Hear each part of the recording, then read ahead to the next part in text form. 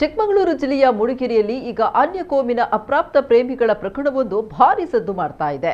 ಇದು ಕೇವಲ ಪ್ರೇಮ ಪ್ರಕರಣವಾಗಿ ಉಳಿಯದೆ ಲವ್ ಜಿಹಾದ್ ಆರೋಪ, ಹಲ್ಲೆ ಹಾಗೂ ಪೋಕ್ಸೋ ಕಾಯ್ದೆಯಡಿ ದೂರು ಪ್ರತಿ ದೂರುಗಳು ದಾಖಲಾಗಿವೆ.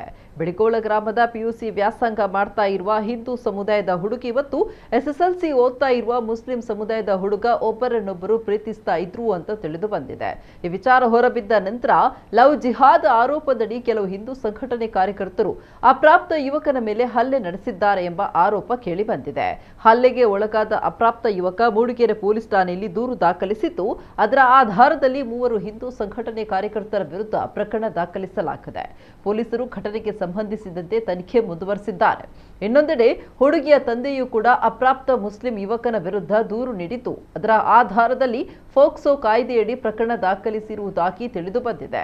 ಅಪ್ರಾಪ್ತರ ನಡುವಿನ ಸಂಬಂಧವಾಗಿರೋದ್ರಿಂದ ಪ್ರಕರಣ ಇನ್ನಷ್ಟು ಗಂಭೀರತೆಯನ್ನ ಪಡ್ಕೊಂಡಿದೆ.